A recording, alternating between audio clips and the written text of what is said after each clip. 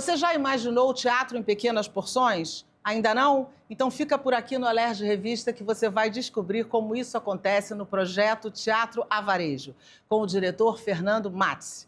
A conversa com a secretária Marta Rocha é sobre um importante trabalho que ela vem desenvolvendo à frente da Secretaria Municipal de Assistência Social, que entre os seus projetos inclui acolhimento a vulneráveis, cultura e cidadania, com um olhar plural, incluindo crianças e adolescentes.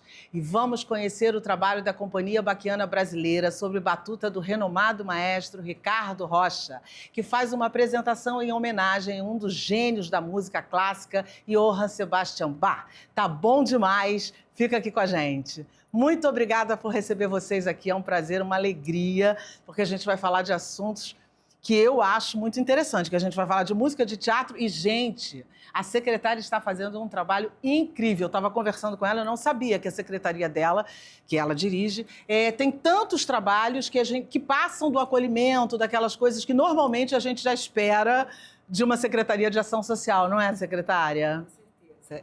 A secretaria, ela está onde a vulnerabilidade se encontra. Mas para vencer a vulnerabilidade é preciso várias ações. Certo. E aí eu estou super feliz de estar aqui nesse cenário em que a cultura e a arte são fundamentais. Então, até para a gente falar um pouco de cultura e da arte na garantia da cidadania para a população mais vulnerável da cidade do Rio de Janeiro. E o Fernando quer popularizar o teatro, ele está fazendo isso com... A briga é trazer as pessoas que estão na rua para o teatro. Isso é maravilhoso. É não levar as pessoas para o teatro, é levar as pessoas que estão na rua para o teatro. É levar o teatro para as pessoas. Facilitar o acesso em termos bem objetivos, de horário, de localidade. E você é diretor? Sou diretor. Antes de ser diretor, você já foi ator? Fui ator, né? A gente sempre começa ator nessa vida, né? Então, eu comecei ator, aí tu vai ficando um pouco metido a besta e vira diretor. E aí tu sofre. Mas eu adoro trabalhar com ator. Então, eu gosto muito de ser diretor porque eu gosto muito de trabalhar com ator. E ajuda, né, no processo, né? Ajuda, ser ator ajuda um pouco no processo, né? Ajuda. O texto precisa ter o quê para te seduzir?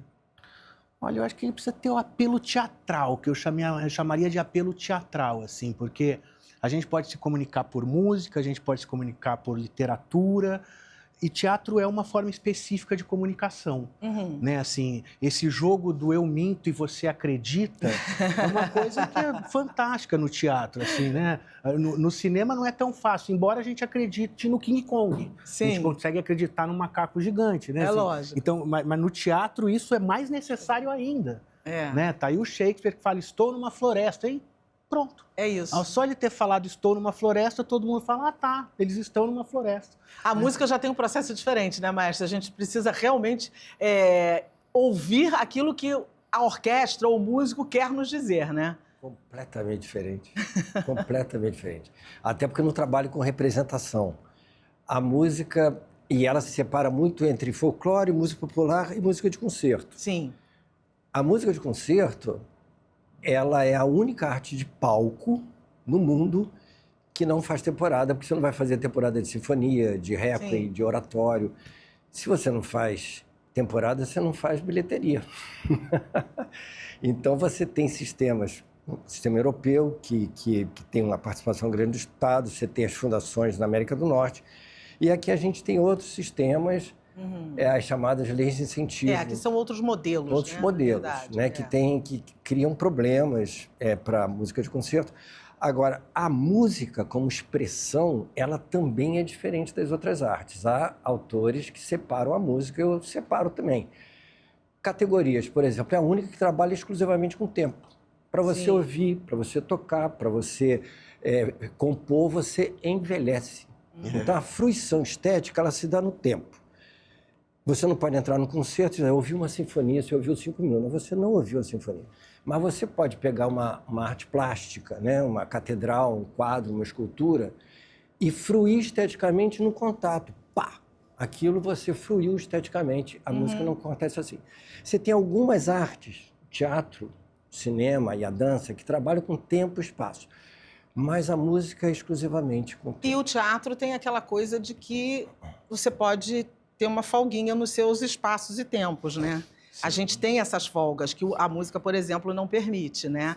No teatro a gente tem o improviso, a gente tem um caco, a gente tem o deu errado, porque tem que consertar, tem que fazer dar certo, né? São todas essas questões que acontecem, né? Quem reflete no teu trabalho?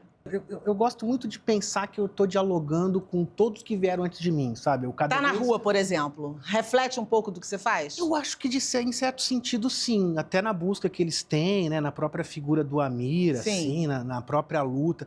Porque tem um arco ali E até conforme a gente vai amadurecendo, a gente cada vez mais vai venerando essas pessoas que vieram antes de nós e a gente começa a entender, né? Porque quando a gente é jovem, a nossa tendência é ser um pouco arrogante, né? Que acho que faz parte da natureza. E depois você vai entendendo ali que você faz parte de uma turma que veio antes de você. Que veio antes e que continua numa briga, e daí você vê que a briga deles é muito parecida com a tua de agora, o que te tira uma certa solidão e uma certa agonia de estar sempre lutando para conseguir fazer. E uma certa prepotência, né? De achar que a gente está chegando e está trazendo alguma coisa, inventando novo. Né? Inventando a pólvora. Inventando a roda que o pessoal lá atrás já fez. Exatamente. Às vezes com outro nome, né? Mas gosto mais muito ou menos de imaginar isso, assim, de que a gente contempla muito isso, todos os estilos que vieram antes de nós, tanto que nesse Teatro a Varejo tem essa brincadeira de estilo, né? A gente até estava conversando. Esse é o na literatura de intertextualidade, quer dizer, ninguém faz nada novo, você faz alguma coisa que você pegou no ar. Sim. E você falou em arrogância na juventude, é mais que isso, tem impertinência, tem pretensão. Aqui no Brasil, um pouco diferente da Europa, que passou por guerras, a pessoa amadurece, ela percebe que é imortal aos 30 anos, até então, que ela é imortal, né? Até então ela é imortal, ela não está nem aí. É impressionante, quando você vive fora, eu morei alguns anos na Alemanha, é outra percepção do tempo de vida. A gente não tem essa percepção. Você começa a perceber que é mortal aos 30 anos.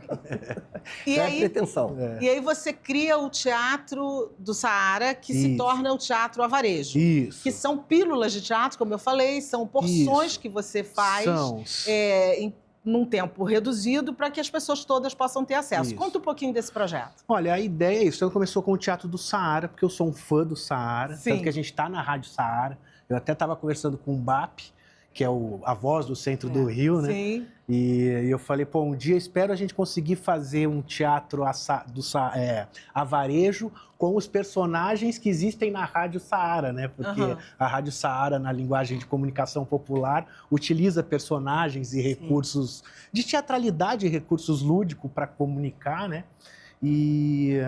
Então, começou com o Teatro Saara porque veio da região. Sim. E aí a gente compreendeu que o princípio do projeto era o varejo teatral.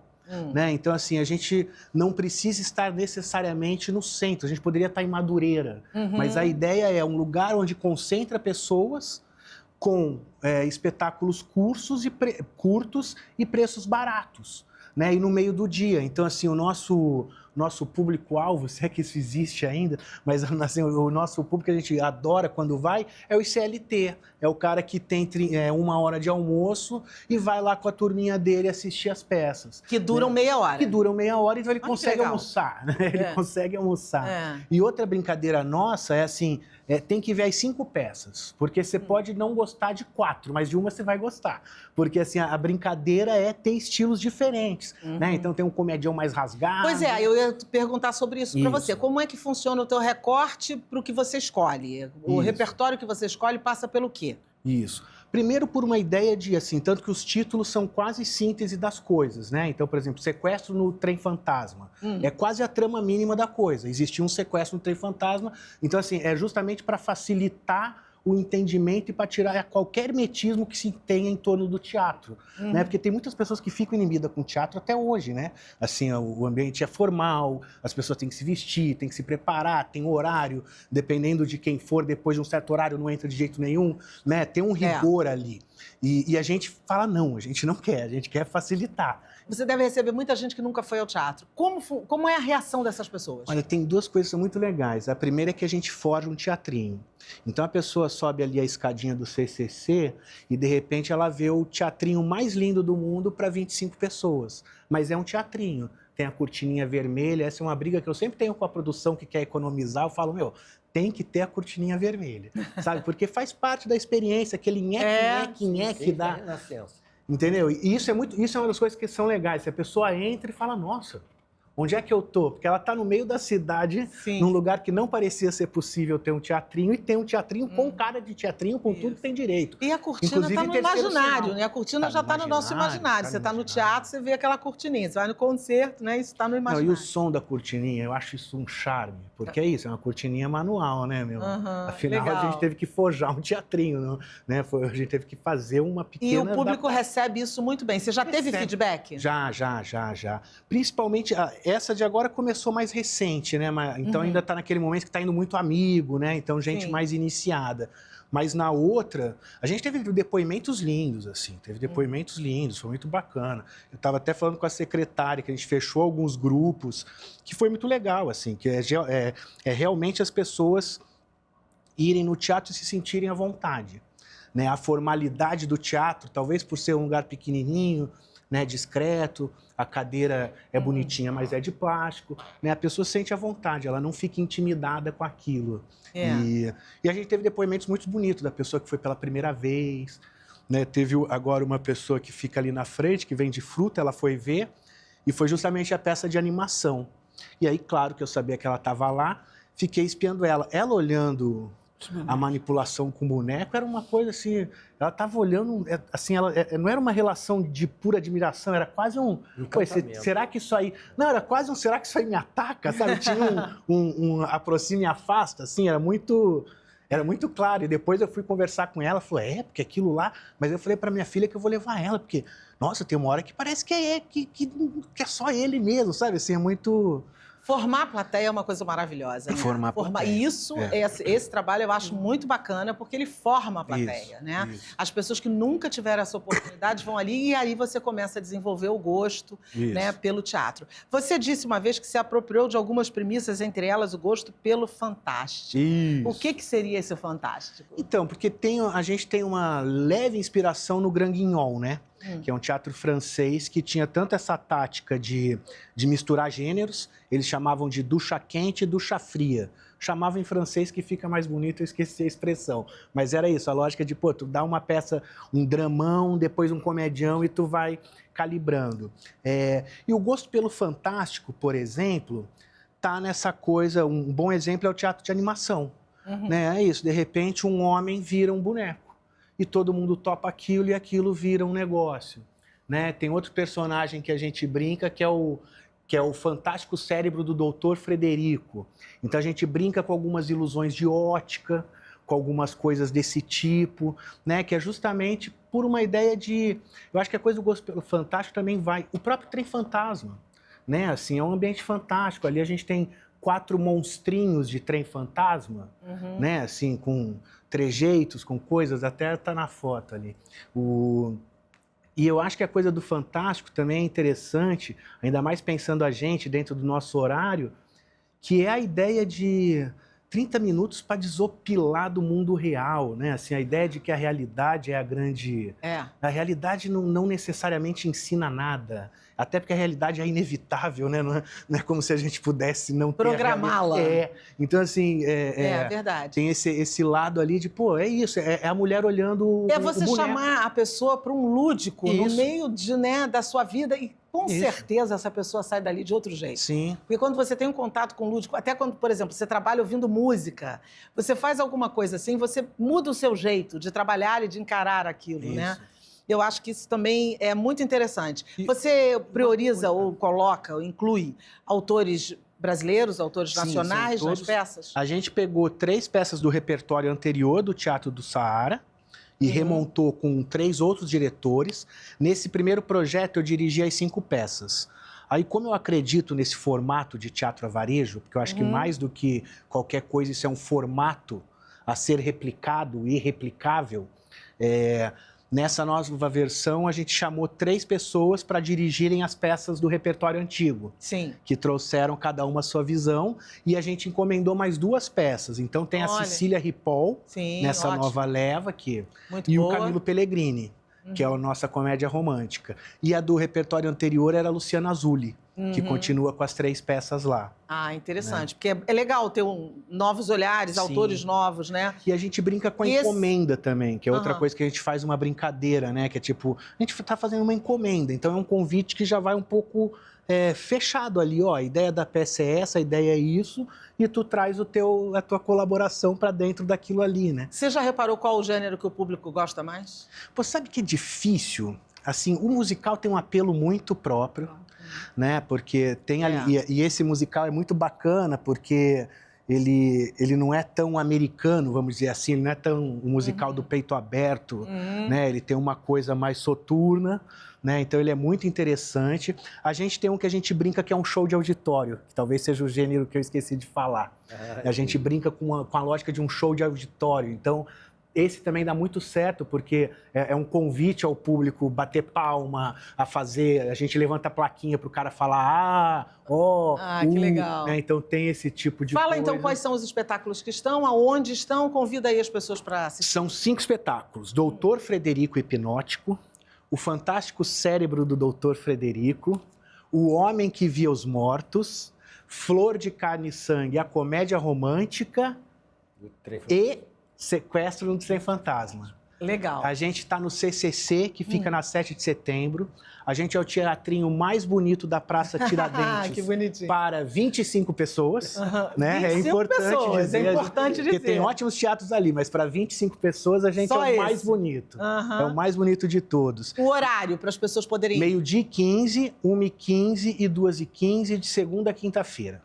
Então é isso. Chegou e é baratinho, é só chegar e entrou. Gente, não dá para perder, né? Porque é um teatro, meia horinha do seu dia. Olha que barato. Vai fazer o seu dia muito melhor, né, Fernando? Com certeza, com certeza. É isso. E a gente vai fazer agora um rapidíssimo intervalo e a gente volta já para entender que projetos incríveis a Secretaria de Assistência Social está desenvolvendo. A gente volta já.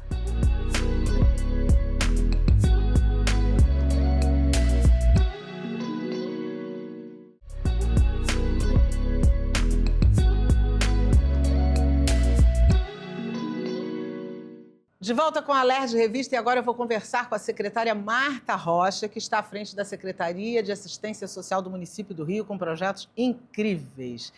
Secretária, muito obrigada pela sua presença. Eu sei que o seu espaço de tempo é muito curto, então a gente está muito feliz de te receber aqui.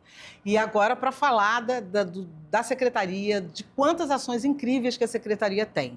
Mais uma vez, deputada para sempre, não é, deputada? Sim. E eu acho que a experiência do parlamento, em que você exerce esse olhar de fiscal, também traz para você, no exercício da função do executivo, um olhar também mais atento às suas responsabilidades, às suas cobranças naturais. Então, eu acho que a gente traz também essa coisa que acaba exigindo da nossa parte uma atenção maior no exercício da função, né? E agrega, de certa forma, o que você já desenvolvia aqui na questão das leis, da fiscalização, etc. Só que antes disso tudo, você foi a primeira mulher a comandar a Polícia Civil do Rio de Janeiro. Olha que coisa. Depois virou deputada, chegou a deputada, teve uma carreira nesse momento. A ideia de chegar no Legislativo foi acontecendo ou já era um projeto? Não, na verdade, ele foi acontecendo, porque eu chego na polícia no momento que a sociedade está no processo de redemocratização. Eu chego na polícia no momento que as mulheres estão discutindo quem ama não mata. E eu quando chego em 83... eu chego na primeira leva de mulheres na Polícia Civil. O grande luta sindical nossa foi por um banheiro, porque não havia banheiro para mulheres, porque não havia mulheres na Polícia Civil. E aí, em 90, eu faço um novo concurso público para delegado, também a primeira leva de mulheres delegadas. E eu tenho uma história pessoal da minha família, eu digo com muito orgulho que eu sou filha de imigrante português dono de padaria, mas o meu pai vem para o Brasil fugindo da guerra de Salazar, né? Fugindo assim, dizendo não à sua participação na guerra do domínio das colônias africanas. Então, assim, a gente não tinha uma identidade partidária mas a gente tinha dentro da história da nossa família uma identidade política. E o balcão da delegacia, ele te mostra a vida do jeito que ela é, como diz Nelson Rodrigues. Então, você vê muito próximo a injustiça social, a desigualdade, a vulnerabilidade. Então, isso vai desenvolvendo em você um olhar mais amplo do que necessariamente apenas dizer se a pessoa foi responsável por aquele furto. E tem uma coisa também que quando você exerce uma decisão no auto de prisão em flagrante, você decide pelo bem mais importante depois da vida, que é a liberdade. Então, acho que isso vai te dando exatamente essa formação. Eu tentei ser deputada estadual outras vezes, não fui eleita. Eu sou uma mulher de fé, então eu acho que eu tinha que ocupar esse cargo de comandar a Polícia Civil, uma instituição que tem mais de 200 anos. Foi o seu maior desafio profissional? Foi, sem dúvida nenhuma, foi o meu maior desafio. Agora, logo quando eu cheguei, um jornalista me perguntou se a polícia era machista. E eu falei, bom, é uma instituição masculina, mas hoje tem uma mulher... Acho que mudou. E como foi se impor nesse universo a polícia que você... se conhece. Mas você chegou num papel em que você comandou. Sim. E você era uma mulher, num universo masculino. Naquele momento ali, eu acho que foi mais fácil. Porque eu tinha 28 anos de profissão, eu já tinha ocupado todos os cargos da Polícia Civil, menos ser chefe e ser diretora da Academia da Polícia, embora eu desse aula de 88 a 2011. Então, assim, a polícia é uma instituição que se conhece.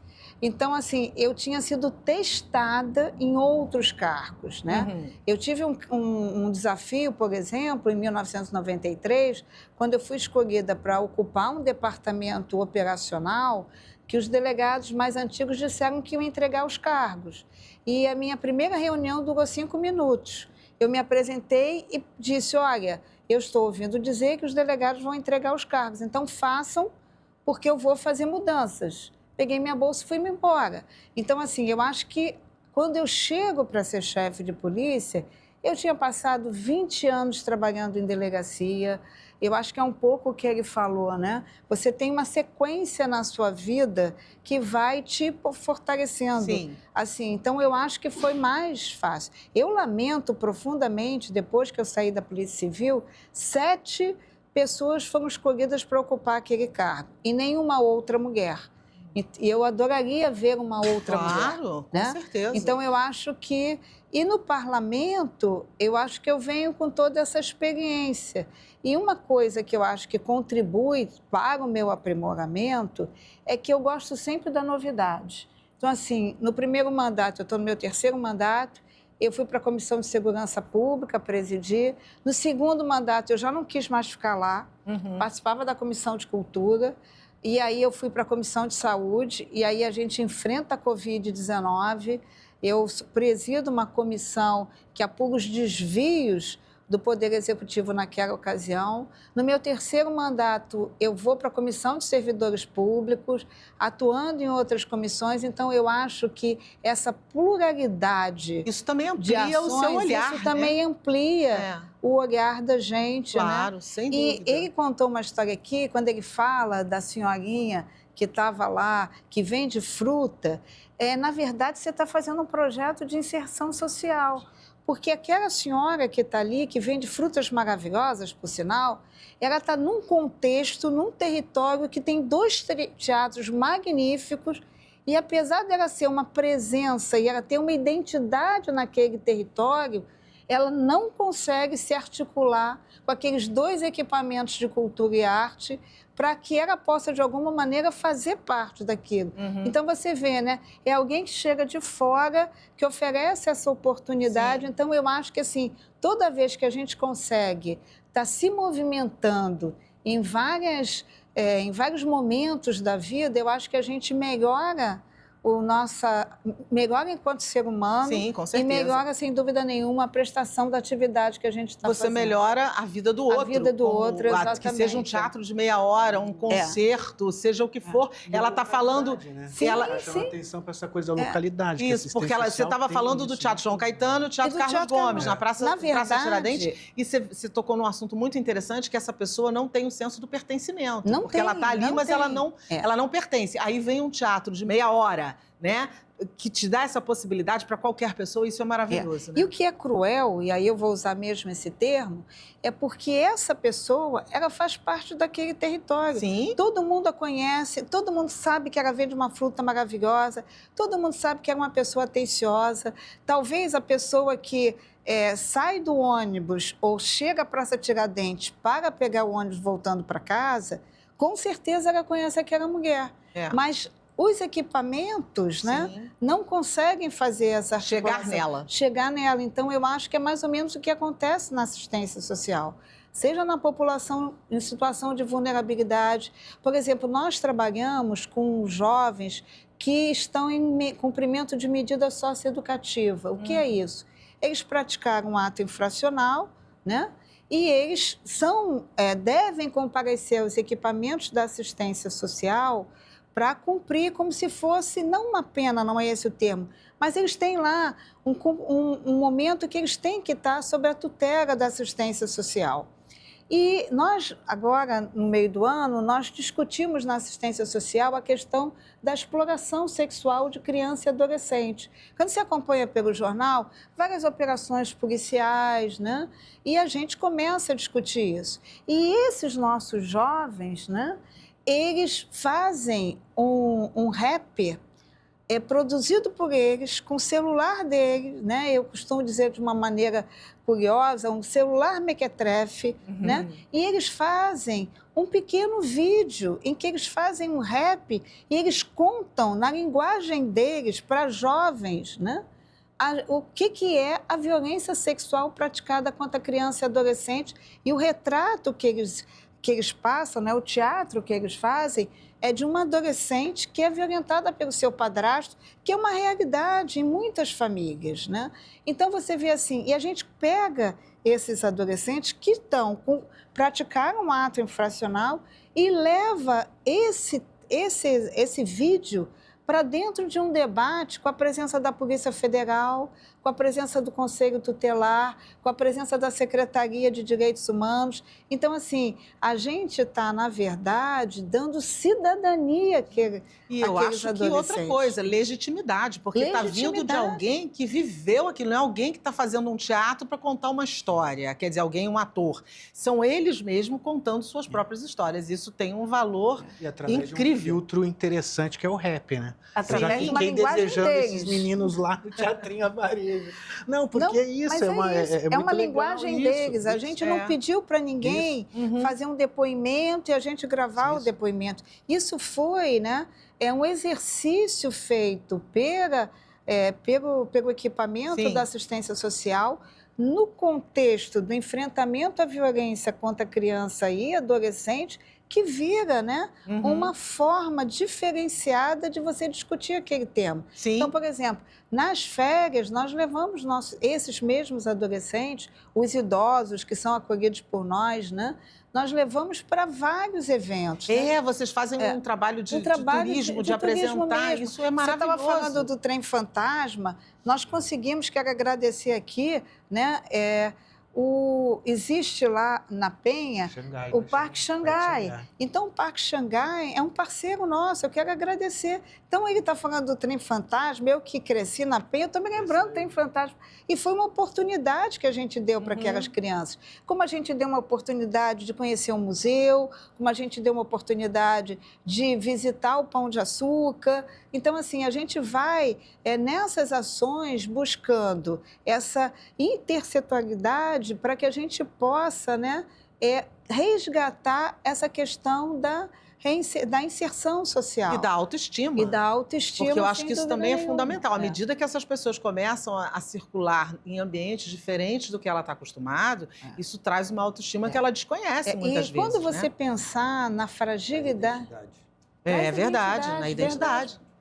quando você pensa na assistência social, você pensa que o nosso usuário é alguém que precisa de acolhimento, é alguém que precisa de uma política específica. Nós atuamos com as mães de crianças atípicas, nós atuamos com os idosos que perderam os vínculos familiares. A questão dos documentos também que eu vi, porque é muito além de acolhimento, porque a gente fica com a ideia de que assistência social vai só acolher, não é isso, vocês têm inúmeros trabalhos, ações, no sábado, nós fizemos uma ação ali em Rio das Pedras, de um projeto nosso que é o Documenta Rio. Então, quem não tem documento, não tem identidade, não tem cidadania. Então, a gente colocou o CAD único, que é aquele registro que você precisa fazer para ter os benefícios sociais do governo federal, Bolsa Família, BPC, Minha Casa Minha Vida.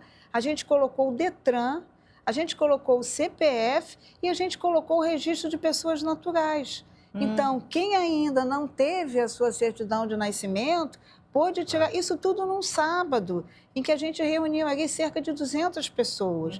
Então, em todas essas ações, a Secretaria Municipal de Assistência Social está aí fazendo essa interlocução. E como que a população fica sabendo onde essas ações acontecem? Porque elas são muito importantes para a sociedade. A gente tem investido muito, né? Lá na polícia a gente diz que informação é poder. E eu digo isso para todo mundo que eu conheço. Se eu tenho informação, eu sei os meus direitos e eu me sinto sujeito de direito e eu busco os meus direitos, né?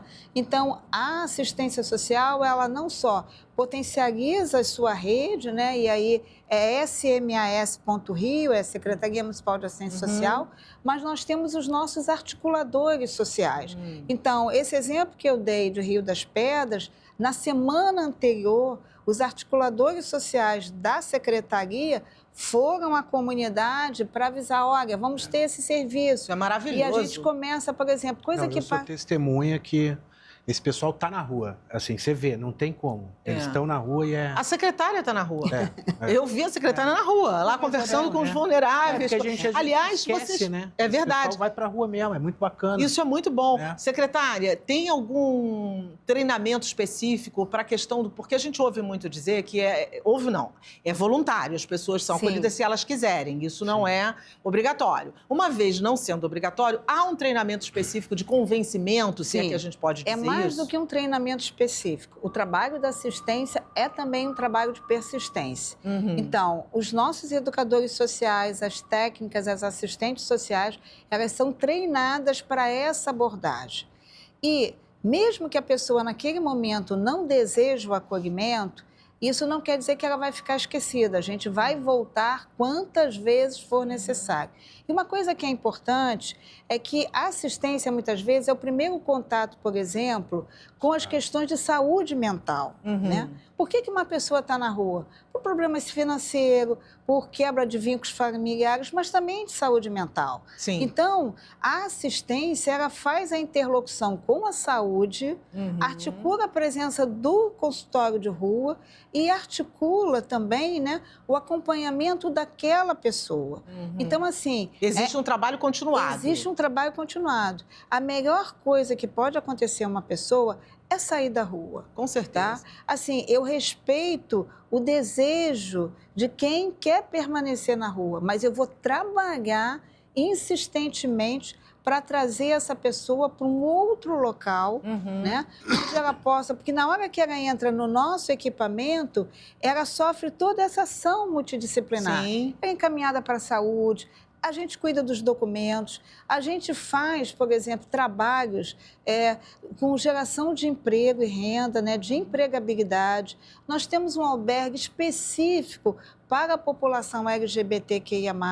Isso é importante. A gente tem abrigo para família. Então, se a gente tem um caso de uma família, essa família tem um abrigo específico. Isso é maravilhoso, porque aí você não tira o vínculo, que eles são muito apegados ao vínculo, né? Às vezes assim, só vou se meu filho for, só vou se meu marido for. Isso é muito importante. A gente tem um abrigo dos idosos e a gente tem os abrigos dos bebês também. Olha. Nós temos um abrigo de bebê que a justiça entende que aquela família não pode estar no cuidado com aquela criança, então essa criança passa, né? Isso tudo supervisionado pelo Ministério Público, com juízes diretamente articulando com a assistência. Então, assim, ainda que a gente respeite a presença da pessoa na rua, a rua não é o destino melhor para E ninguém, provavelmente a né? rua é a Então, última opção de uma pessoa. sim. Ela pode até ter se acostumado àquela vida e por isso não quer sair dali, enfim. Ela, às vezes desconfia do poder público, existem muitas razões. As Mas com pessoas certeza estão- isso não é uma opção, É. né? Ah, eu quero ser um morador de rua. Certamente Claro. isso é a última linha que a pessoa chegou, né? Eu acho que as pessoas têm um nível de fragilidade, Sim. as pessoas perdemos vínculos que nós, que não passamos naquela Sim. situação, temos com a nossa família, com os nossos amigos, com o nosso emprego. O vínculo conosco, né? Sim. Com a nossa identidade, né? Uhum. Então, essas pessoas precisam de um atendimento psicológico, precisam de um acolhimento da assistência, precisam ser encaminhados para a área da saúde, nos casos da saúde física ou da saúde mental. Então, assim, a melhor coisa que pode acontecer é efetivamente a gente conseguir retirar essa pessoa Com da rua. certeza. Devolver a essa pessoa Sim. a cidadania que ela tem direito, né? Aos serviços e a Sim. se tornar um cidadão, né? Isso, eu acho que isso a A Secretaria... gente fez um projeto rapidamente super interessante. O inverno é muito difícil para quem está na rua. Sim. E às vezes as pessoas fazem uma doação de um cobertor, e eu acho isso interessante, nós mesmos fomos procurados e recebemos doações, mas olha o papel que cada um pode fazer. Um shopping, o Norte Shopping, faço questão de dizer aqui, ele acolheu 30 homens, porque o período do inverno ele é mais Com doloroso certeza. do que por causa da questão das baixas temperaturas.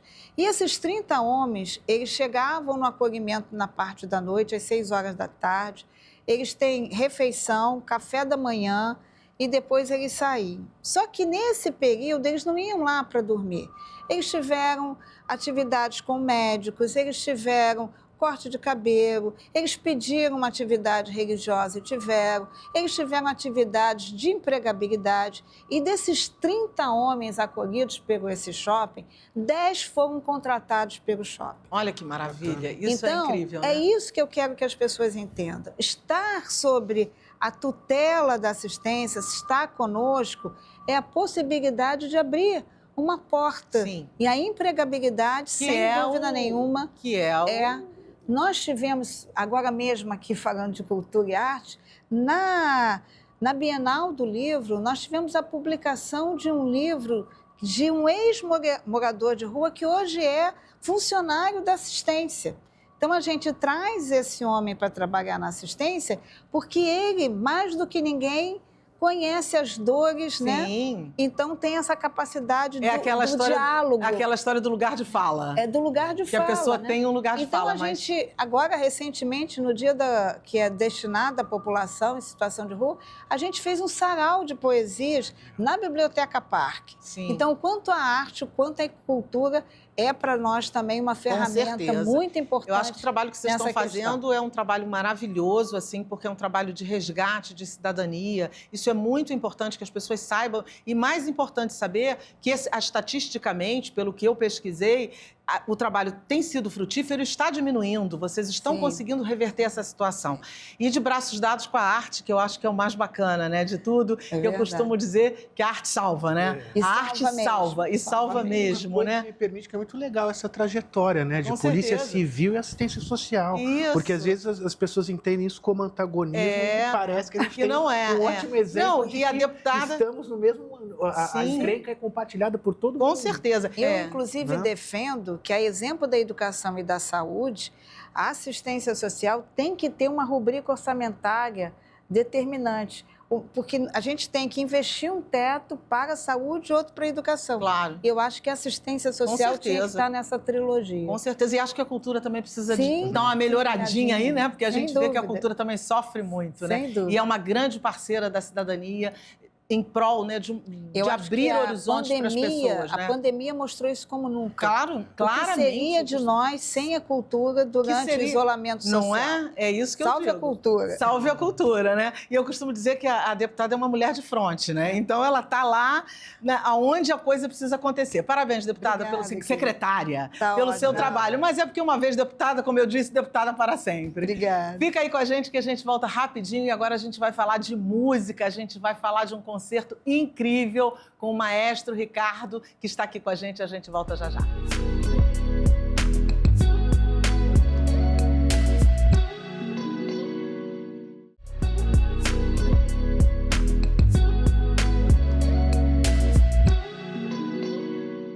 De volta com a Alerj Revista, agora a gente vai falar de música com o maestro Ricardo Rocha. Maestro, que bom receber o senhor aqui para a gente falar. 40 anos, né? 40 anos. Parece que foi ontem. Olha, eu diria que foi a primeira vez que eu faço 40 anos de profissão. Mas é 40 anos de profissão, né, maestro? A Baquiana faz 40 anos ano que vem, 1986. Que é um projeto incrível, que o senhor desenvolve já há 40 anos, como estamos falando, mas essa história começou lá na sua infância, né? O seu gosto pela música começou... Foi aos 9 anos? Como é que você sabe? Ah, porque eu sou jornalista. Foi aos 9 anos por conta da sua mãe, que dava aula de coro. Ela foi do projeto Vila Lobos, o canto orfeônico. Ele era regente de crianças. E chegava a visita lá em casa, meus pais colocavam a gente para cantar para visita, 3 vozes. Alecrim, alecrim, dourado. Ó, meu amor, tararira. Mas isso foi muito importante. Isso foi muito importante. Isso, de certa forma, te despertou e te formou. Isso chamou a minha vocação, porque talento é skill, é habilidade. Sim. Talento não faz você viver daquilo. A vocação é um anzol que te leva ou por amor ou pela dor, mas você vai. Isso acontece com atores, isso acontece com médicos, isso acontece com militar, isso acontece com o sacerdote. Existem atividades que são vocacionais. Então, quando você tem talento, você pode fazer seu karaokê no final, sexta-feira à noite, tomar shopping, tocar seu piano, tocar seu violão, mas você não vai viver daquilo, não vai conseguir viver daquilo. O artista que não é vocacionado, ele pode ter talento, mas ele não vai... Fernanda Montenegro fala sobre isso. Ela disse para você, né, ela tem uma frase que ela sempre diz: se você quer ser ator, faça tudo para ver se você consegue não ser ator. Faça o impossível para não ser ator. Se aquilo doer sua alma, aí você vai ser ator. E isso eu acho que vale para qualquer profissão, né? Porque você precisa saber que você tem que se dedicar, você tem que estudar, né? Eu há 25 anos, além de regente, eu dou aula de regência. Comecei na Federal de Minas. E a primeira coisa que eu falo para meus alunos é o seguinte: você quer isso mesmo? Desiste, cara. Não tem glamour nenhum nesse negócio, entendeu? É uma vida árdua, né? Muito árdua, muito árdua. E na atividade que a gente tem, que é a música de concerto, que é a alta cultura, quer dizer, você não é uma arte espontânea, você tem que ser criado dentro daquilo, entendeu? Você não trabalha com o apelo do corpo, eu fiz muito tempo música popular, né? Depois eu vi que eu precisava fixar um nicho.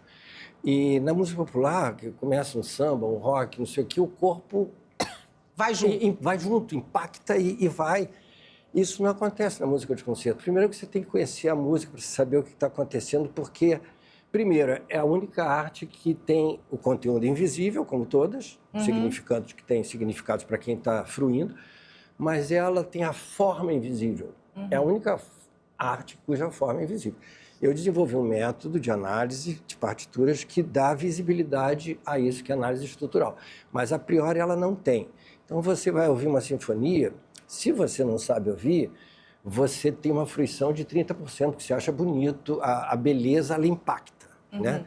Agora, se você sabe ouvir, você não vai conseguir mastigar nem um amendoinzinho, você vai perder a audição do tema que está correndo, das variações que estão sendo feitas.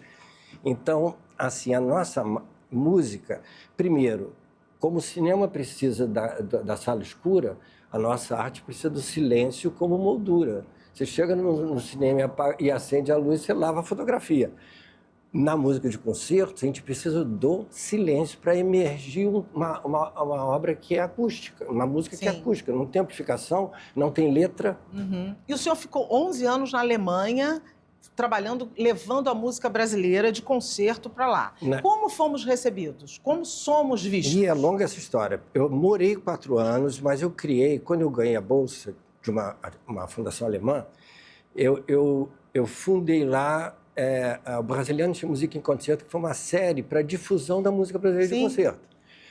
E isso foi crescendo durante 11 anos em 7 grandes edições, as últimas 2 com a Funarte. Então, eu tive grandes orquestras alemãs, eu tive a Sinfônica de Bamberg, depois da Filarmônica de Berlim, era a mais importante, a gente teve a Sinfônica da Turija, Colônia. E uma característica foi pessoas diferentes, de anos diferentes, em cidades diferentes, públicos diferentes, vinham com a mesma pergunta: como é que um país que tem menino de rua, estou falando da década de 90, tem menino de rua, pode produzir música sinfônica? Isso é incompatível. E essa equação eu passei 3 anos para entender. Por quê? Porque, primeiro, eu tive que entender, a partir de um ditado europeu, que você conhece uma sociedade, o nível de uma sociedade, pelo número de orquestras que ela tem. Isso me chamou a atenção. Aí eu falei: agora, eureka, entendi o que eles queriam dizer. Para você ter uma orquestra funcionando, já que música é cultura oral, você não aprende violoncelo, piano, oboé. Se você não tiver um mestre, você não tem livro. Você tem que ter um mestre, um discípulo, durante anos, para você formar oboísta. Então, você tem que ter...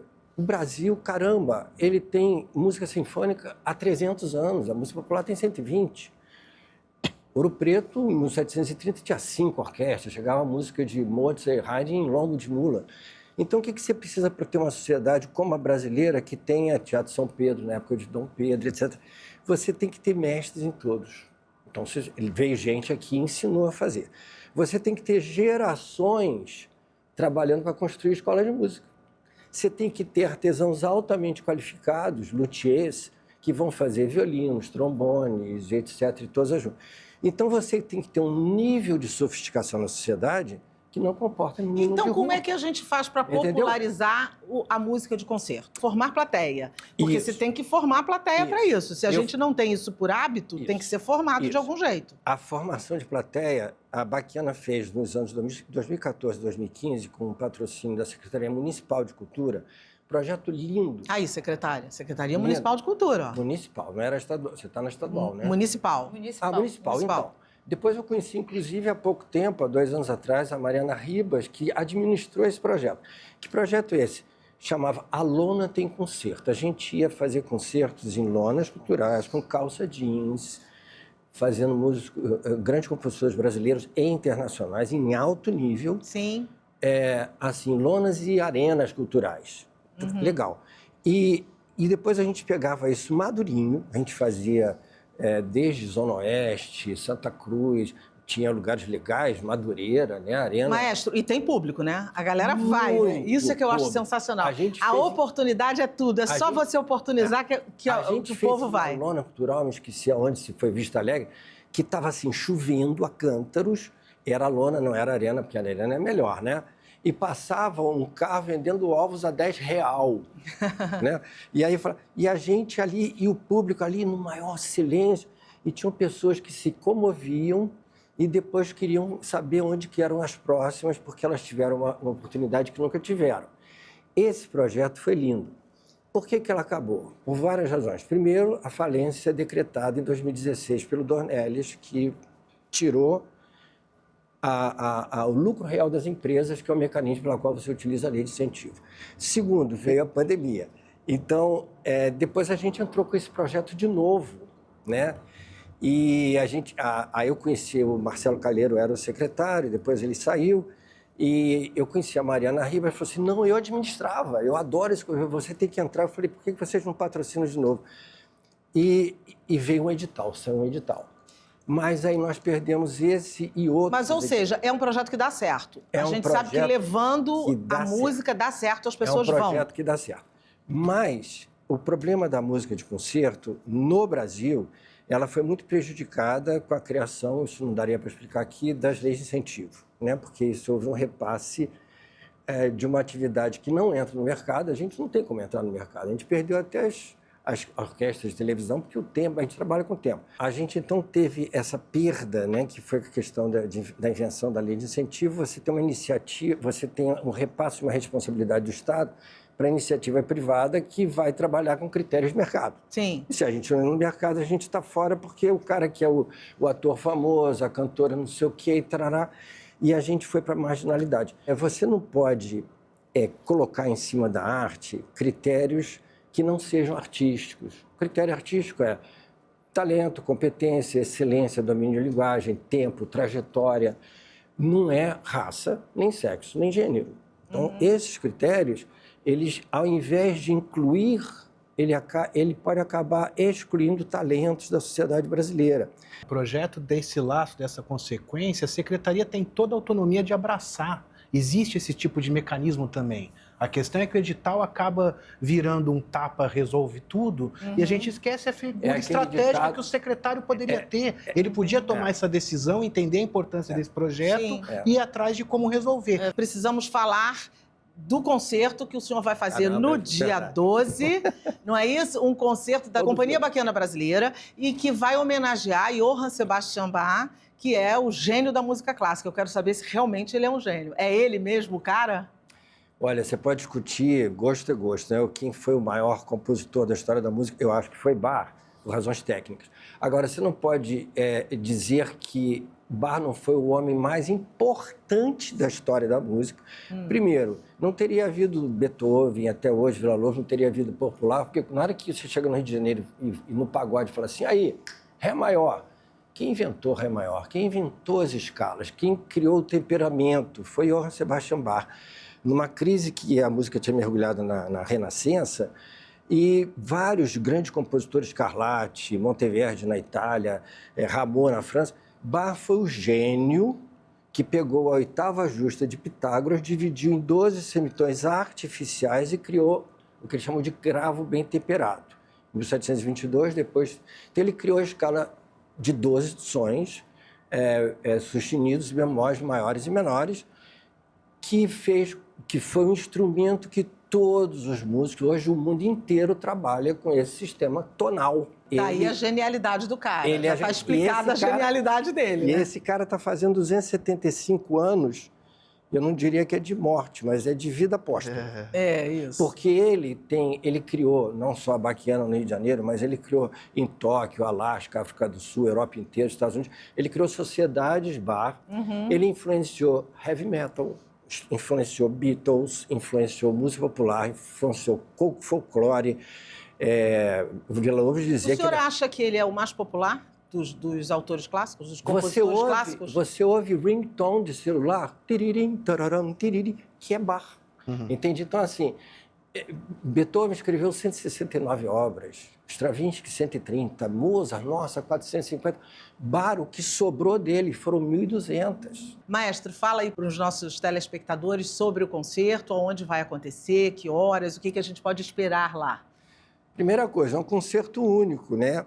É uma vez só, no Espaço Cultural do BNDES, entrada franca, na sexta-feira, dia 12 de setembro, às 19 horas, ou 7 da noite. E a gente vai fazer uma moldura com Bach, em homenagem a ele, né? Que a gente vai pegar concerto para 2 violinos, com duas geniais intérpretes brasileiras. E depois, no final, a suíte em si menor, que é para flauta e orquestra. E no meio a gente vai colocar uma obra-prima de Edvard Grieg, que é norueguês, onde um grande brasileiro, Alberto Nepomuceno, de quem Villa-Lobos julgava como ídolo, e ele morou com Grieg, né? Ele casou com uma estudante de Grieg, ele morou na Noruega, ele regiu a Filarmônica de Berlim, e uma suíte que é uma grande obra-prima, que é, em alemão, Aus Holbergzeit. E vai ser um programa, assim, eu diria, lindo. Imaginamos. Quantos músicos compõem a orquestra? 21. Vai ser lindo. Vai ser lindo. E o melhor é que é gratuito, né? A gente vai mostrar um pedacinho do que pode acontecer lá no concerto. Vamos ouvir? É?